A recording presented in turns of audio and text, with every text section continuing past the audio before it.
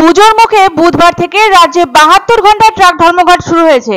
বুধবার সকাল থেকেই যার ভালো প্রভাব পড়েছে উত্তরবঙ্গের জলপাইগুড়িতেও।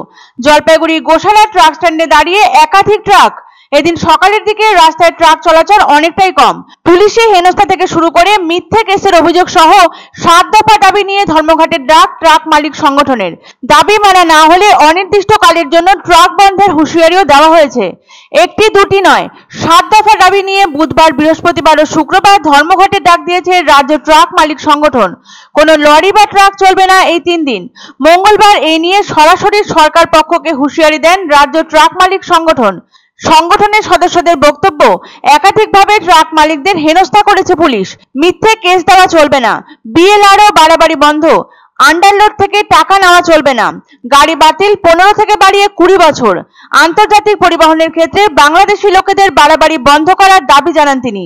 হুঁশিয়ারির সুরে রাজ্য সরকারের বিরুদ্ধে তিনি বলেন, যদি সরকার তাদের দাবি না মানে সেক্ষেত্রে বৃহত্তর আন্দোলন তথা অনির্দিষ্টকালের জন্য ট্রাক বন্ধ করা হবে। ইতিমধ্যেই ব্যবসা সহ পণ্য পরিবহনের ক্ষেত্রে একাধিক পণ্যবাহী ট্রাক বাংলাদেশে যায়।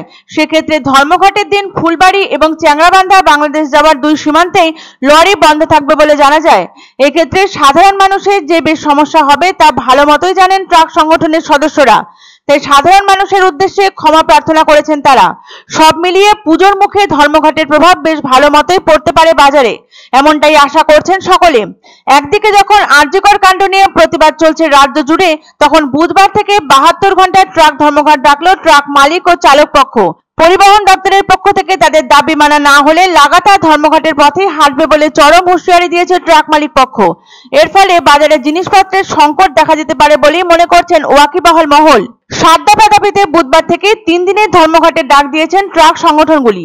পরিবহন মন্ত্রী স্নেহাশিস চক্রবর্তীর সঙ্গে একাধিকবার বৈঠক করেও কোনো সুরাহা না হওয়ায় কার্যত বাধ্য হয়ে কর্মবিরতিতে ট্রাক মালিক ও চালক। ট্রাক মালিকদের কড়া বার্তা, এই 3 দিন সারা রাজ্যে কোনো ট্রাক পরিবহন হবে না এবং অন্য রাজ্যের কোনো ট্রাক তারা এই রাজ্যে প্রবেশ করতে দেবেন না। এরপরেও যদি তাদের সমস্যাগুলো খতিয়ে দেখে কোনো ইতিবাচক পদক্ষেপ গৃহীত না হয় তাহলে তারা লাগাতার অন্য পরিবহনে ধর্মঘটের ডাক দেবেন, এমনটাই জানিয়েছেন ট্রাক মালিকরা। এর ফলে পণ্য পরিবহন করবে না প্রায় 5 থেকে 6 লক্ষ truck. Federation of West Bengal truck operators অ্যাসোসিয়েশনের সাধারণ সম্পাদক সজল ঘোষ বলেন, কিছুতেই ওভারলোডিং এর সমস্যা মিটছে না। যেসব ব্যবসায়ীদের লরিতে বেশি মাল লোড হচ্ছে তাদের থেকেই মাল কেনা হচ্ছে, অন্যদিকে তাদের কাছে কম মাল থাকছে বলে তাদের বিক্রি পড়ে গিয়েছে। যেগুলো ওভারলোড গাড়ি সেগুলোকে অনেক আগেই ছেড়ে দেওয়া হচ্ছে।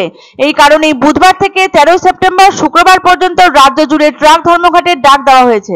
আমরা যদি চলতে না পারি, আমাদের সংসারে না চলে, গাড়ি চালা উল্টা ধার দেনা করে গাড়ি ফাইন মিটাইতে হবে, করতে হবে। বিশেষ করে টোলগুলোতে অত্যাচারী করে, টোলগুলা আপনার অযথা হয়রানি করে টোলগুলোতে। রাস্তায় গাড়ি কম চলছে, আমরা বৃহত্তর আন্দোলনে নেব। এক অন্য অনুভূতির স্পর্শ পাওয়া যায় রয়কো ব্র্যান্ডের গেঞ্জি ও জাঙ্গিয়ায়। তাই ছোট বড় সবার পছন্দ রয়কো গেঞ্জি ও জাঙ্গিয়া। প্রস্তুতকারক জয়মনি হুঁশিয়ারি, কলকাতা। শুভ সংবাদ। ভারত বিখ্যাত জ্যোতিষ হৃদয়ানন্দ শাস্ত্রী এবং জয়িতা শাস্ত্রী আগামী 11 সেপ্টেম্বর বুধবার এবং 12 সেপ্টেম্বর বৃহস্পতিবার জলপাইগুড়িতে যৌথভাবে ভাগ্য বিচার করতে আসছেন। সান হোটেল ডিলা প্রীতম, কদমতলা, জলপাইগুড়ি। বুকিং এর জন্য ফোন করুন 8240020078 এবং 9830667887 নম্বরে। আনন্দ সংবাদ। 30 বছরের নির্ভরযোগ্য প্রতিষ্ঠান ইন্দ্রমণি রাইস মিল। আমাদের কয়েকটি জনপ্রিয় ব্র্যান্ড হলো তাজ, বরলি, খুশি ইত্যাদি। আমাদের factory outlet CG trading company, Dinbazar, axis ব্যাংকের পাশে, জলপাইগুড়ি। এখানে সুলভ মূল্যে গুণগত মানের সব ধরনের চাল পাওয়া যায়। Phone number 9547029475।